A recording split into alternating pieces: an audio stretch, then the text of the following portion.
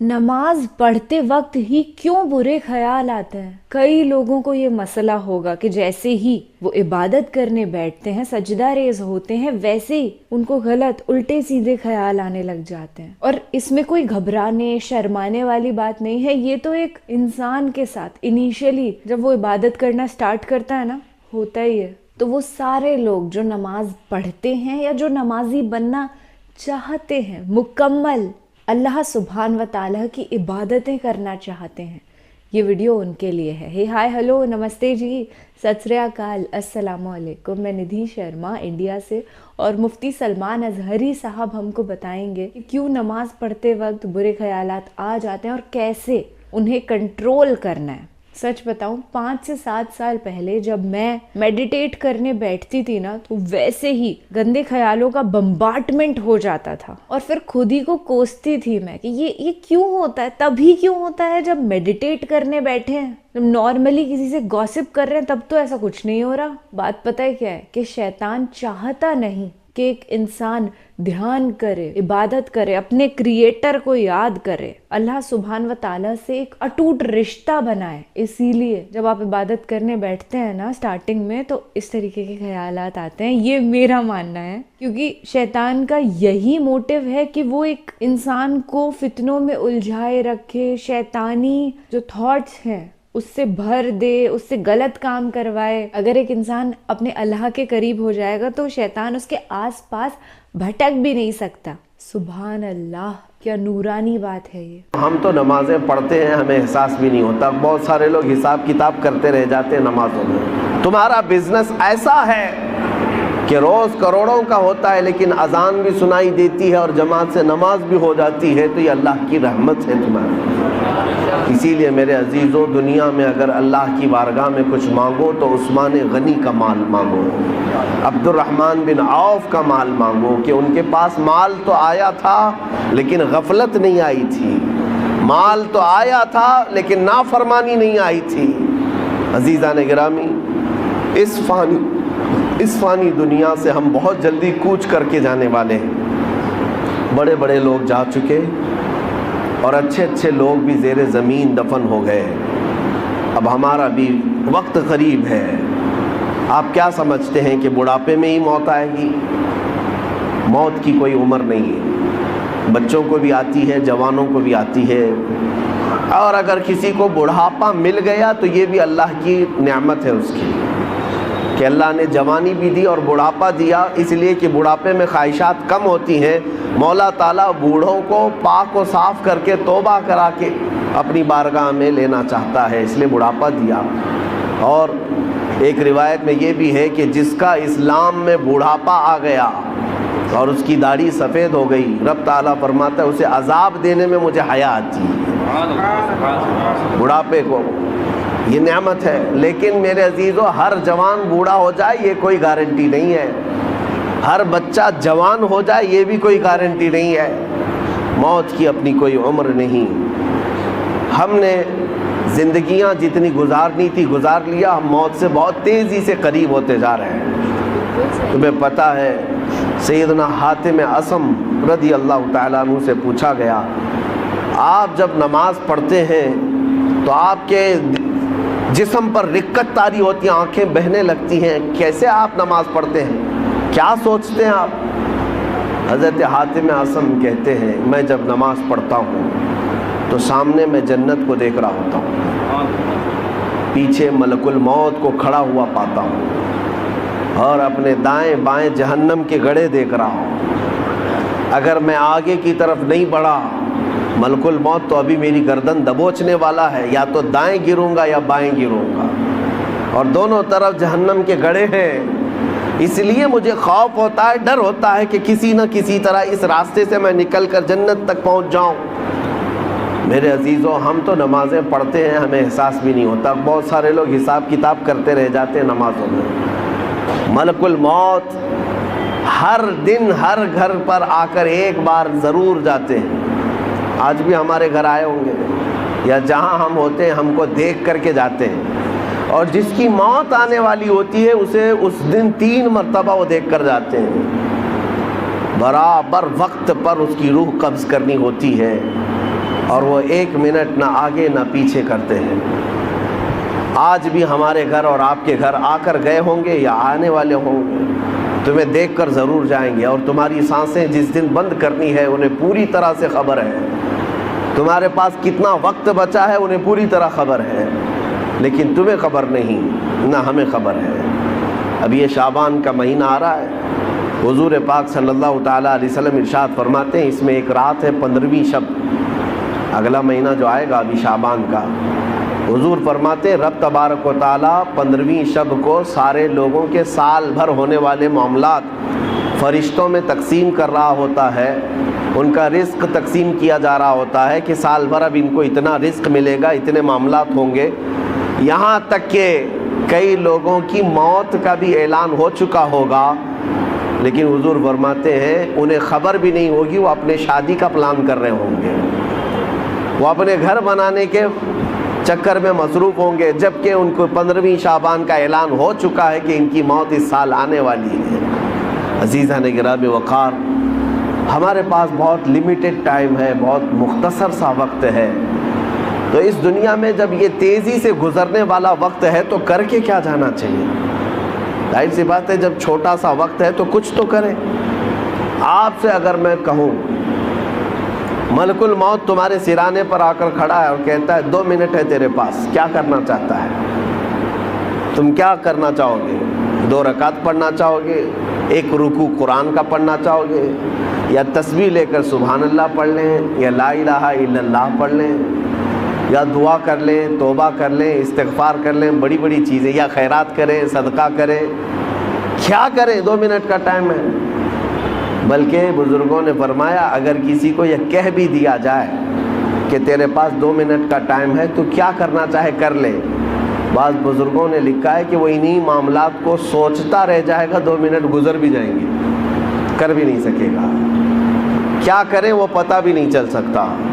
لیکن میں آپ کو بتاتا ہوں ابھی تمہارے پاس وقت ہے، صحیح سلامت آپ بیٹھے ہوئے ہیں، آپ کی سانسیں چل رہی ہیں، آپ کے ہاتھ پیر سلامت ہیں۔ اب ہم میں سے کسی کو پتہ نہیں اب باقی وقت کتنا ہے، تو کون سی تسبیح پڑھو گے، کون سا ذکر کرو گے، کتنی تلاوت اور کتنی عبادت کرو گے؟ میں آپ کو ایک نسخہ دے جاتا ہوں، وہ سب سے بہترین چیز ہے، سب سے بہترین چیز ہے۔ فرمایا گیا کہ اگر تمہیں کوئی چیز مختصر سے وقت میں کر کے جانا ہے تو وہ رسول پاک کو راضی کر کے جانا ہے۔ ایک بار حضور پاک صلی اللہ تعالیٰ علیہ وسلم سے محبت کے ساتھ یہ عرض کرنا کہ آقا میں تمہارا ہوں، آپ میری طرف نظر کرم فرما دیں۔ اگر وہ رسول راضی ہو گئے تو تمہارے ہر وقت کے لیے وہ اللہ کی بارگاہ میں سفارش کریں گے۔ باقی ہماری تسبیح جاتی ہے کہ نہیں جاتی یہ بھی ہمیں معلوم نہیں، کر تو لیا عبادت لیکن قبول ہوتی ہے نہیں ہوتی یہ بھی نہیں معلوم، لیکن اگر اللہ کا نبی راضی ہو گیا تو ہمارے سفارش کے لیے وہ کافی ہو جائے۔ میں آپ کو بتاؤں ایک نوجوان کی زندگی، مدینہ طیبہ میں یہودی لڑکا تھا، ماں باپ دونوں یہودی ہیں، بیٹا 22 سال کا، ایک بار مسجد نبوی کے پاس سے گزر رہا تھا، رسول پاک صلی اللہ تعالیٰ علیہ وسلم صحابہ کے درمیان بیٹھے تدریس فرما رہے تھے، انہیں تعلیم دے رہے تھے، اور یہ مسجد نبوی کے دروازے کے باہر سے گزرتے گزرتے ایک بار اس کی نظر حضور پر پڑ گئی، نبی پاک صلی اللہ تعالیٰ علیہ وسلم کو دیکھتا کھڑا رہ گیا، اور حضور پاک صلی اللہ تعالیٰ علیہ وسلم کی شیرنی گھولنے والی وہ میٹھی آواز کانوں پر ٹکرانے لگی تو کھڑا سنتا رہ گیا حضور کی آواز، اور کافی دیر تک جب دل میں مٹھاس پہنچی تو گھر گیا۔ ظاہر سی بات ہے حضور کا وہ حسین چہرہ کوئی ایک بار دیکھتا تو ہی فدا ہو جاتا تھا، یہودی اپنے ماں باپ سے کہہ نہیں سکتا تھا، گھر گیا اور اس کے بعد بے چینی بڑھتی رہی، دوسرے دن آیا پھر مسجد نبوی کے دروازے کے باہر کھڑا ہو کر حضور کو سنتا تھا اور دیکھتا تھا، بس اتنا کام تھا۔ چند دنوں کے بعد کسی نے دیکھ کر کے اس کے ماں باپ کو خبر کر دی کہ تمہارا بیٹا تو محمد کے پاس جاتا ہے صلی اللہ علیہ وسلم، تمہارا بیٹا، تم تو یہودی ہو لیکن تمہارا بیٹا محمد صلی اللہ تعالیٰ علیہ وسلم کو دیکھنے جاتا ہے، ان کی تقریر سننے جاتا ہے۔ تو باپ کو بڑا غصہ آیا اور اس نے پوچھا کیا تو محمد کے پاس جاتا ہے، مسجد نبوی کے پاس جاتا ہے؟ بیٹے نے کہا ہاں، ان کی باتیں مجھے اچھی لگتی ہیں، ان کا چہرہ مجھے بڑا اچھا لگتا ہے۔ لیکن باپ نے سختی کیا کہ آئندہ اگر تو جائے گا تو میں تیرے ساتھ سخت سزا کا معاملہ کروں گا، لیکن یہ محبت ہوتی ایسی ہے، اور وہ بھی میرے مصطفیٰ سے ہو۔ اس زمانے کے ہم نے واقعات دیکھے ہیں، ساری دنیا کو صحابہ نے چھوڑ دیا مگر چہرے رسول کو کبھی نہیں چھوڑا۔ اس نوجوان کے ساتھ بھی یہی ہوا، 2 دن گھر میں رہا، تیسرے دن پھر نکل کر کے آیا، مسجد نبوی کے باہر کھڑا حضور کو دیکھتا رہا۔ باپ آیا ڈھونڈتے ہوئے، دیکھا جب حضور کو یہ چھپ کر کے دیکھ رہا ہے، وہیں سے پکڑ کر لے گیا اور اپنے گھر پر لے جا کر زنجیریں باندھ کر قید کر دیا، قید کر کے رکھا، مارا توڑا اور کہا کہ آج کے بعد سے گھر سے باہر نہیں جا سکتا۔ اب گھر کے اندر قید تھا، چند دنوں کے بعد بیمار ہو گیا۔ ظاہر سی بات ہے، کسی محبوب کو اس کے محب سے یا کسی محب کو اس کے محبوب سے جدا کر دیا جائے، یہ بیماری بہت بڑی ہو جاتی ہے۔ وہ تڑپتا رہ گیا اور بیمار ہو گیا، کمزوری آ گئی۔ باپ نے زنجیریں کھول دیں، لیکن گھر سے باہر نکلنے نہیں دیا جاتا تھا، گھر کے اندر ہی قید رہتا۔ پھر یہ بیماری اتنی بڑی جس کو فاضل بریلوی نے کیا کہا ہے، جان ہے عشق مصطفیٰ روز فزوں کرے خدا، جس کو ہو درد کا مزہ ناز دوا اٹھائے کیوں۔ یہ ایک درد ایسا ہے محبت کا کہ اس میں روز درد اور بڑھتا رہے، اس محب کو اور مزہ بھی آتا رہے۔ ایک دن ایسا آیا کہ اس کی بیماری اتنی بڑھ گئی کہ وہ بستر سے اٹھ بھی نہیں سکتا تھا، چل پھر نہیں سکتا تھا۔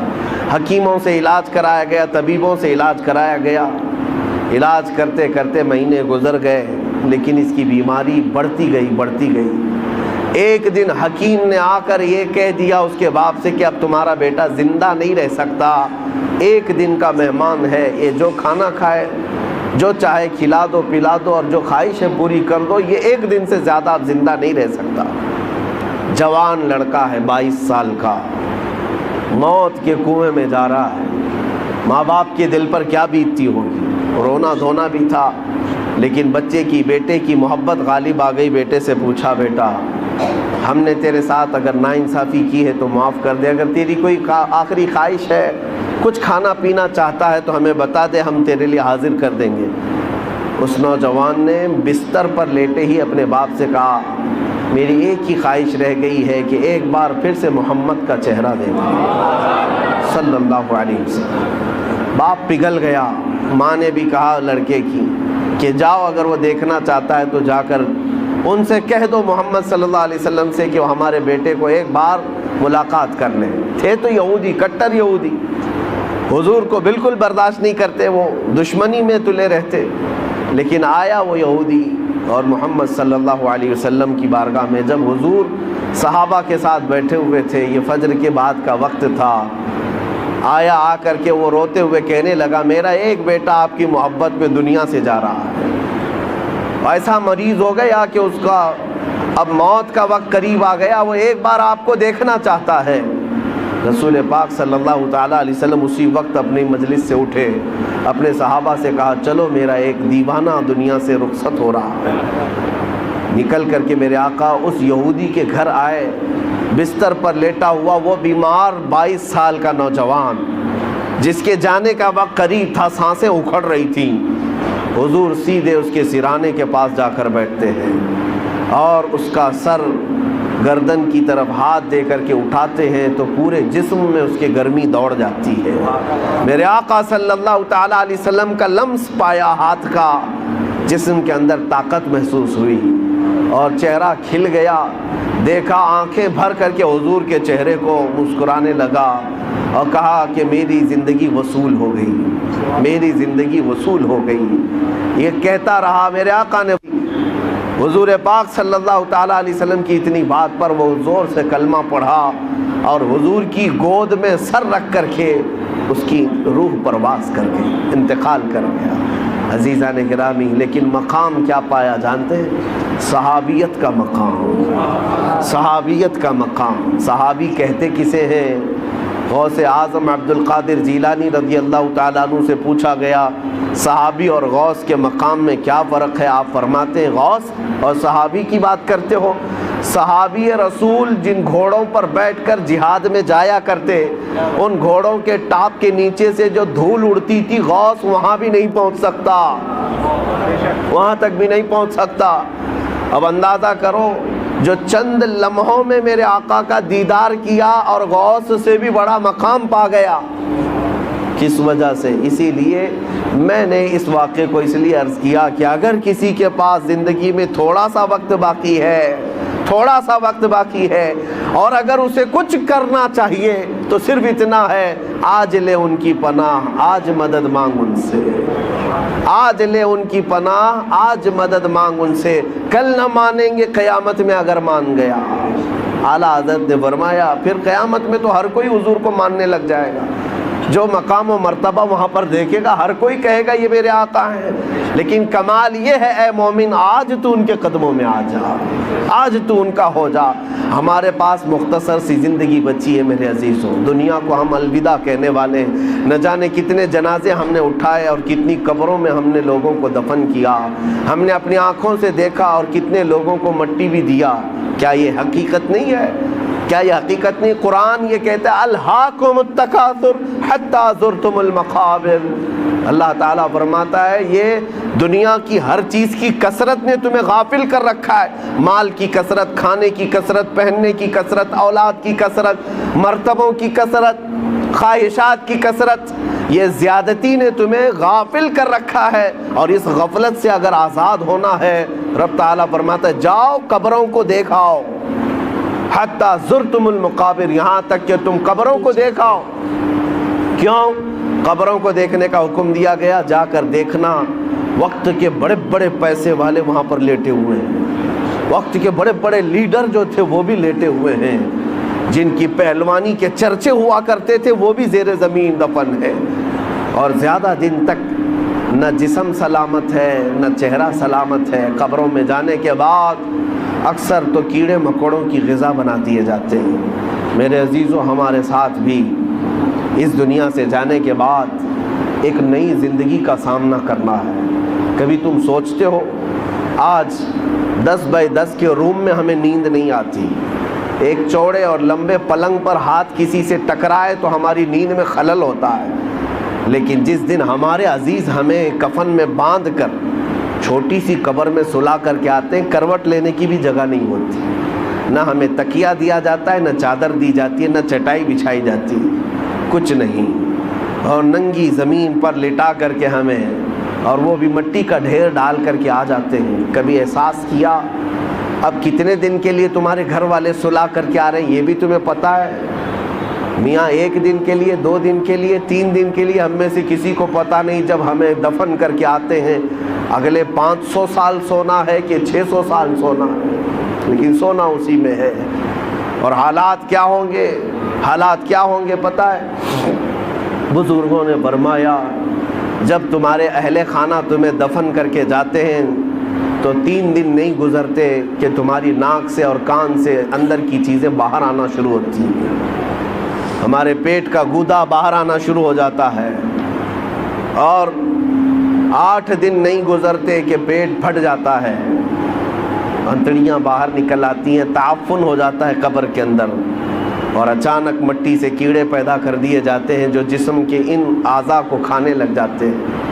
40 दिन गुजरने के वक्त उसके जिस्म का गोश्त तक खींच लिया जाता है। मेरे अजीज़ों, ये हमारी हकीकत है, यह हमारी हकीकत है। मैं कभी कहता हूँ नौजवानों से जो जिम में जाकर अपनी बॉडी बनाने में घंटों सर्फ करते हैं, अपनी बॉडी बनाने में, अपना चेहरा बनाने में, तुम्हें पता है मौला कायनात अली मुर्तज़ा रज़ी अल्लाह ताला अन्हु एक दिन कब्रस्तान गए और कब्र वालों को सलाम किया, अस्सलामु अलैकुम या अहलल कबूर, और फिर पूछा है कब्र वाले तुम्हारा क्या हाल है? आपके साथ एक ताबई हज़रत सईद इब्न मुसय्यब थे, वो कहते हैं मैं हज़रत अली से पूछ रहा था क्या ये कब्रों वाले आपको जवाब दे रहे हैं? हज़रत अली कहते हैं हाँ वो कब्र वाले जवाब दे रहे हैं, मैं सुन भी रहा हूँ। یہ سب کے بس کی بات تو ہے نہیں۔ اس کے تھوڑی دیر کے بعد حضرت علی رونے لگ گئے، آنکھیں بھیگ گئیں۔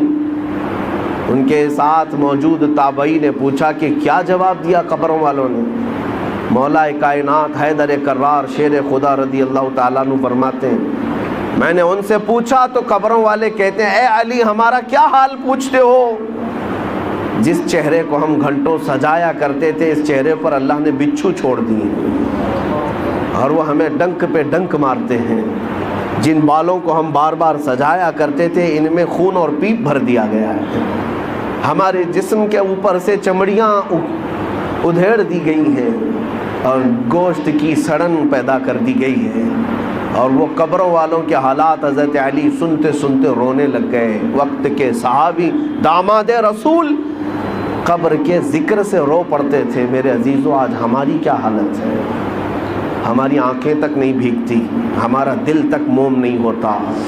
خواہشات نے ہمیں اتنا مصروف کر دیا ہے کہ اپنا آخری سفر بھی بھول بیٹھے، جبکہ تمہیں پتہ ہے تم ہماری تقریر سنو یا نہ سنو، کسی کا بیان سنو یا نہ سنو، تمہیں تو موت آنی ہے اور تمہیں لے جایا جائے گا۔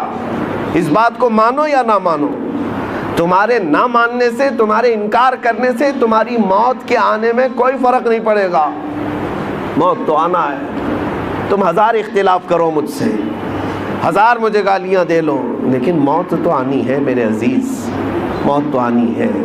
ہم نے بھاری بھرکم جسم بھی اٹھائے ہیں، بڑے پیسے والوں کو بھی اٹھایا ہے، لیکن دیکھ کر کے اس بات کا احساس ہوتا ہے کہ پورے کفن میں ایک جیب بھی نہیں رکھی جاتی، اور نہ ہی ہم اپنے عزیز مردے کو دفن کرتے ہیں تو 5 روپے 10 روپے 100 روپے 1000 روپے کی نوٹ تک نہیں رکھتے، اور رکھنا بھی نہیں چاہیے۔ لیکن مومنوں کا یہ عقیدہ ہے کہ ہم ایک سکہ بھی قبر میں اپنے باپ کو نہیں دیتے۔ کیوں؟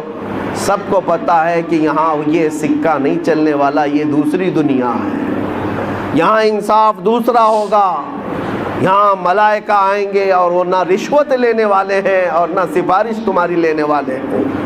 یفعلون ما یؤمرون، وہ اتنا ہی کریں گے جتنا ان کو حکم دیا جائے گا۔ اے میرے عزیزو وقت بہت کم رہ گیا ہے، وقت بہت کم رہ گیا ہے، اور اب تک ہمارے پاس ایسی کوئی چیز نہیں جس کو لے کر کے ہم قبر میں جائیں۔ مجھے ایک واقعہ بار بار جھنجھوڑتا ہے۔ ممبئی کی سرزمین پر ہمارے ایک حاجی صاحب، بڑے پیسے والے، پرہیزگار آدمی بھی ہیں، لیکن اپنے بیٹے کو انہوں نے بچپن سے، اکلوتا بیٹا تھا، کانوینٹ میں پڑھایا، انگلش میں پڑھایا اور بہت ٹاپ کی کالج یونیورسٹی میں پڑھا، یہاں تک کہ اسے لندن بھی پڑھنے کے لیے بھیجا تھا۔ 24 سال کا یا 25 سال کا لڑکا تھا، اچانک بون کینسر ہو گیا۔ بون کینسر ایسا ہوا کہ پتہ ہی نہیں چلا، 6 مہینے کے بعد پتہ چلا کہ یہ 3rd سٹیج پر ہے، کچھ کر ہی نہیں سکتے تھے۔ پہلے تو لندن میں علاج ہوا، اس کے بعد پھر وہاں سے مایوس ممبئی لوٹ آئے۔ جب گھر آئے تو 25 سال کا جوان بستر پر ہے، گل گیا ہے، اور باپ کی حالت دیکھنے کے قابل، روتا تھا، نمازوں میں آ کر دعا کی چٹھی ہر بار۔ پھر وقت ایسا آیا، مجھے وہ بات یاد آتی، کافی سال ہو گئے، اس نوجوان لڑکے نے اپنے باپ کو ایک دن بلایا، کہا ابا جان میری اسکول کی سرٹیفکیٹ، شیلڈ، مارک شیٹ یا جو مجھے انعامات ملے تھے وہ کہاں ہیں؟ کہا باپ نے بیٹا سب سنبھال رکھا ہوں، الماری میں سب ہے، سب ہے۔ کہا میں دیکھنا چاہتا ہوں۔ اس کی 7ویں کی، 10ویں کی، 12ویں کی اور جو اس نے مسابقے، جو کمپٹیشن میں شیلڈ لیے تھے وہ سب رکھی ہوئی تھی۔ باپ لا کر کے دیتا ہے، یہ تیری 10ویں کی ہے، یہ 12ویں کی ہے، یہ کالج کی ہے، یہ تو لندن میں جو پڑھا اس کی ہے، فلاں کورس کی ہے۔ وہ بستر پر لیٹے لیٹے نوجوان دیکھتا رہا، حسرت سے اپنے باپ کو پوچھتا ہے وہ ساری سرٹیفکیٹ دکھا کر، ابا جان مجھے بتاؤ ان ساری سرٹیفکیٹ میں کون سی ایسی سرٹیفکیٹ ہے جو میں منکر نکیر کو بتا دوں تو مجھے چھوڑ دیں؟ میں قبر میں جانے والا ہوں، میری زندگی بہت مختصر سی رہ گئی، بون کینسر، اب میں بچنے والا نہیں ہوں، لیکن بابا جان مجھے بتاؤ اس سرٹیفکیٹ میں کون سی بتاؤں منکر نکیر کو کہ وہ چھوڑ دیں گے مجھے؟ باپ کہتا ہے میرے پیروں تلے زمین کھسک گئی، میں نے آج تک یہ سوچا بھی نہیں تھا۔ میں نے اپنے بچے کو قرآن اور حدیث کی تعلیم تو نہیں دی تھی، مختصر قرآن تو پڑھایا تھا، لیکن کوئی سورہ بھی اسے یاد نہیں تھی۔ اس لیے کہ اسکول کالج ٹیوشن اور لندن اسی میں رہ گیا پیسے خرچہ کرتے کرتے. اور آج دنیا سے میرا بیٹا 24 سال کی عمر میں جا رہا ہے, اسے کوئی سورہ یاد نہیں ہے. اور اس لڑکے نے وہ میسج دیا تھا, بابا جان یہ میسج پہنچا دینا مولانا صاحب کو کہ اللہ نے اگر کسی کو بیٹا دیا ہے تو صرف دنیا میں ایسا اسے گھوڑا نہ بنائے, ایسا گھوڑا نہ بنائے ریسنگ کا گھوڑا کہ صرف دوڑتا رہ گیا, اسے خبر ہی نہیں ہے اس کی آخرت کا کیا ہونا ہے. کم سے کم ہر باپ اتنا تو اپنے بیٹے کو دے دے کہ وہ قبر میں میرے مصطفیٰ کو منہ دکھانے کے قابل تو ہو جائے. نبی پاک صلی اللہ تعالیٰ علیہ وسلم قبر میں تشریف لائیں اور پوچھیں کہ میرے لیے کیا لایا ہے, تو تمہارا چہرہ کھل تو جائے کہ یا رسول اللہ میں آپ کا ہوں, آپ کے لیے دنیا چھوڑ آیا ہوں. لیکن ہماری اتنی حیثیت نہیں کہ جا کر کے کہہ دیں. آج تو حالات ایسے ہیں کہ کل میں پوچھتا ہوں, قیامت کے دن ہم سے سوال ہوگا, آپ سے سوال ہوگا. اے نوجوانوں, اللہ تبارک و تعالیٰ اگر جوانی کے بارے میں تم سے یہ سوال کرے کہ تیری 25 سالہ زندگی تھی, جب تو 20 سے 25 سال کا تھا, 25 سے 30 سال کا تھا, تیرے پاس طاقت تھی, قوت تھی, تو جوان تھا, اس وقت تو کیا کر رہا تھا؟ رب تبارک و تعالیٰ کے ہاں ہر دن کا سوال ہونے والا ہے. اتنی بات یاد رکھو, حدیث میں ہے میرے آقا صلی اللہ علیہ وسلم فرماتے ہیں اس وقت تک میدان محشر سے کوئی ہٹ نہیں سکتا جب تک اپنی جوانی کا حساب پورا نہیں دے گا. دینا ہوگا. تم سے اگر یہ پوچھا جائے, رب تعالیٰ اگر یہ پوچھ لے, جب میرے نبی کی شان میں گندی گالیاں دی جا رہی تھی, اے جوان تو کیا کر رہا تھا؟ کیا تم یہی جواب دو گے کہ رات بھر میں گیم کھیل رہا تھا؟ اے اللہ تیرے نبی کو جب گالیاں دی جا رہی تھی, توہین کی جا رہی تھی, تو میں تو کرکٹ کھیل رہا تھا, فٹ بال کھیل رہا تھا, جیم پہ جا رہا تھا, دعوتیں اڑا رہا تھا, برتھ ڈے منا رہا تھا. یہی جواب دو گے؟ ہمارے پاس ہے کیا چیز؟ ہے میرے عزیزوں, میرے نبی کی امت ہو آپ, ہونا تو یہ چاہیے کہ حضور کی شان میں توہین سن کر کے ہر کھانا پھیکا لگنے لگ جائے, نیند اور چین اور سکون غارت ہو جائے کہ جب ہمارے مصطفیٰ کریم کی عزت سلامت نہیں ہے تو پھر میری عزت کی کیا بات کی جائے. بہرحال آج احساس میں دلانے آپ کے سامنے کھڑا ہوں. اب فیصلہ آپ کے ہاتھ میں ہے. ایک چیز میں بتا کر کے رخصت ہو جاتا ہوں. جنازہ اٹھے گا اپنا, ہمارے گھر سے نکلے گا, کس میدان سے نکلے گا پتہ نہیں ہمیں, لیکن اتنی بات معلوم ہے کہ قبرستان جانے سے پہلے جنازہ یہ سب کے ساتھ ہوگا, سب کے ساتھ ہوگا. ابھی قبرستان پہنچا نہیں ہوتا کہ پوری قبر کے مردے کھڑے ہو جاتے ہیں. اگر کوئی غلط آدمی کا جنازہ آ رہا ہے, گنہگار کا آ رہا ہے, تو وہ کھڑے ہو جاتے ہیں اور کہتے ہیں اے رب ذوالجلال اسے ہمارا پڑوسی نہ بنا, اسے اس قبرستان میں داخل ہونے نہ دے, اس لیے کہ آج وہ آئے گا, دفن ہوگا, اس پر تیرا عذاب ہوگا, جس کی وجہ سے ہم سب کا چین اڑ جائے گا. مردے کھڑے ہو کر کے پناہ مانگتے ہیں اللہ کی بارگاہ میں کہ ایسا منحوس شخص اس قبرستان میں نہ آنے پائے. لیکن ایک موت ایسی بھی ہے کہ میرے مصطفیٰ کو راضی کر کے دنیا سے گیا, خواہشات کو ٹھوکر مار کر کے گیا, اپنی نمازیں, سجدے اور ذکر و اذکار لے کر کے گیا.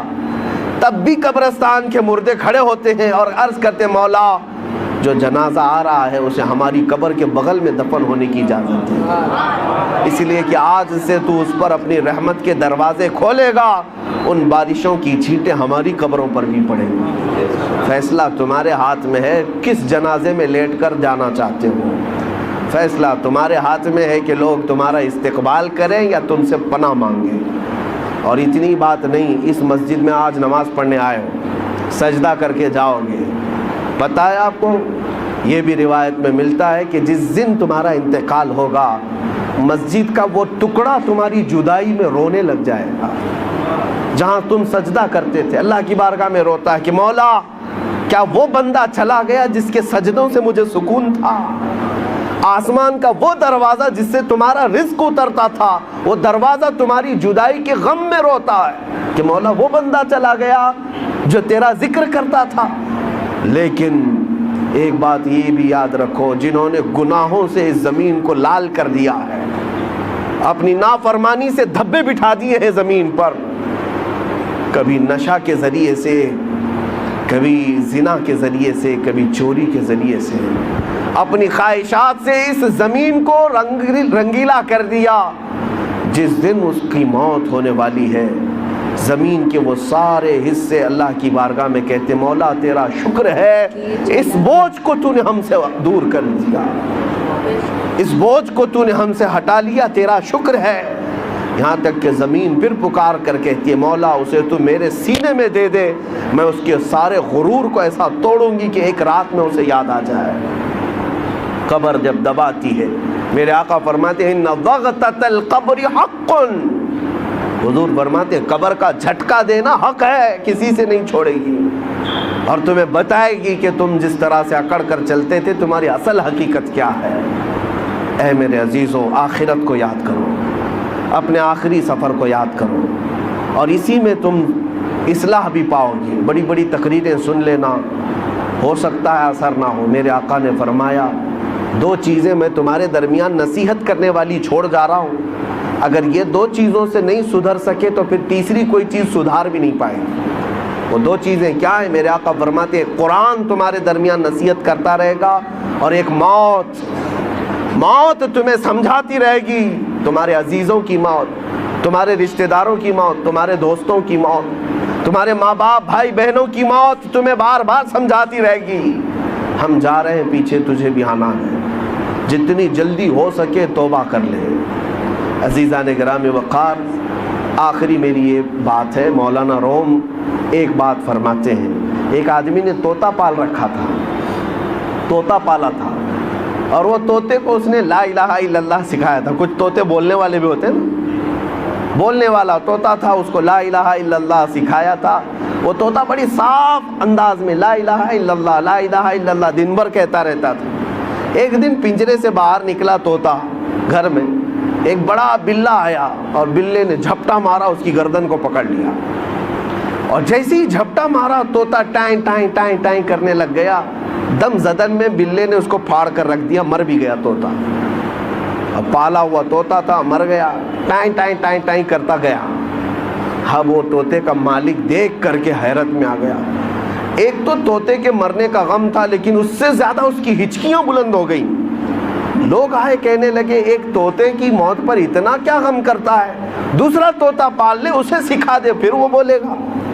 اس نے کہا طوطے کی موت اور طوطے کا پالنا یہ اہم بات نہیں، توجہ چاہتا ہوں۔ وہ کہتا ہے میں نے اس کو لا الہ الا اللہ سکھایا تھا، بولتا تو تھا لا الہ الا اللہ، لیکن جب بلے نے پنجہ مارا اس پر تو اس وقت میں نے دیکھا طوطا اپنی اصلی آواز نکالنے لگا، ٹائیں ٹائیں ٹائیں ٹائیں۔ کاش جس وقت طوطے کو بلے نے پکڑا تھا اس وقت وہ لا الہ الا اللہ بول رہا ہوتا، جب وہ ختم ہی ہو چکا تھا۔ اب وہ شخص کہتا ہے مجھے اس طوطے کی موت کو دیکھ کر ڈر آنے لگ گیا۔ ہم تو زندگی بھر کہتے ہیں، لیکن ملک الموت جس وقت پنجہ مارے روح نکالنے کے لیے، کہیں ایسا نہ ہو کہ لا الہ الا اللہ بھول کر کوئی اور آواز نکلنے لگ جائے۔ یہ ہوتا بھی ہے۔ کئی لوگوں کی زبان سے کفریہ جملے نکل جاتے ہیں، کئی لوگوں سے گندی گالیاں نکل جاتی ہیں موت کے وقت فرشتے کو دیکھتے ہی، اسی لیے ان کی موت برے انجام کے ساتھ ہوتی ہے۔ اللہ تبارک و تعالیٰ اچھی موت عطا فرمائے۔ من کان آخر کلامہ لا الہ الا اللہ دخل الجنہ، میرے آقا نے فرمایا جس کا آخری کلمہ لا الہ الا اللہ ہوا، اللہ تعالیٰ اسے جنت میں داخل فرمائے۔ کاش کہ مرتے دم پر ہر ایک ویکتی اپنے رچیتا کا نام لے، اور سچ بتائیے گا کتنی بار آپ کی آنکھیں نم ہوئی ہیں اس ویڈیو کو دیکھتے وقت، کتنی بار آپ نے اپنے ان لوڈ ونس کو یاد کیا جن کی ڈیمائس ہو گئی ہے، ان پریجنوں کو یاد کیا جو اس دنیا میں اب نہیں رہتے ہیں، جو اللہ کے پاس چلے گئے ہیں۔ کتنی بار آپ نے یہ سوچا کہ ایک دن جہاں ہمارے وہ فیملی ممبرز پہنچ گئے جن کی ڈیتھ ہو گئی، وہاں ہمیں بھی پہنچنا ہے، اور اس آخرت کی تیاری ہم کب کریں گے؟ کل، پرسوں، 2 مہینے بعد، سال بھر بعد، یا آج؟ ابھی؟ صحیح جواب ہے right now this is the moment जब हमको पूर्णतः ट्रांसफॉर्म हो जाना चाहिए। हमने इतना बेहतरीन बयान सुना है, वो लोग जो इबादतें नहीं भी करते हैं वो करने लग जाएं, जो नमाजी नहीं भी हैं वो बन जाएं। अगर आप 5 वक्त की नमाज नहीं पढ़ पा रहे हैं कोई बात नहीं, 1 से स्टार्ट करिए, 2 पे आइए, 3 पे, फाइनली 5 पर आ जाइए। पता भी नहीं चलेगा कब आप पूर्णतः एक मोमिन के अंदर तब्दील हो जाएंगे। मुफ्ती साहब का ये जो बयान है, ये तकरीर है, बड़ी दिल को भाई है और यही दरख्वास्त करती हूँ कि ऐसे वीडियोस आप अपनी फैमिली के साथ बैठ कर के देखा करिए। जैसे आप देख रहे हैं, साथ में आपकी अम्मी भी बैठी हैं या चाचू भी बैठे हैं या फिर कोई छोटा भाई बहन भी बैठा है, दादी दादू भी बैठे हैं। उससे क्या होगा ना, पूरा परिवार एक साथ इस्लामी तालीम हासिल कर पाएगा। चलिए फिलहाल के लिए मैं आपसे लेती हूँ इजाज़त और उम्मीद करती हूँ कि ये वीडियो एक बड़े ही सकारात्मक बदलाव के साथ हमारे जीवन में पेश हुआ है। ख्याल रखिएगा अपना और अपने सभी घर वालों का। खुश रहिएगा, जिंदाबाद रहिएगा, इबादतें करते रहिएगा। शब्बा खैर, शुभ रात्रि, अल्लाह हाफिज।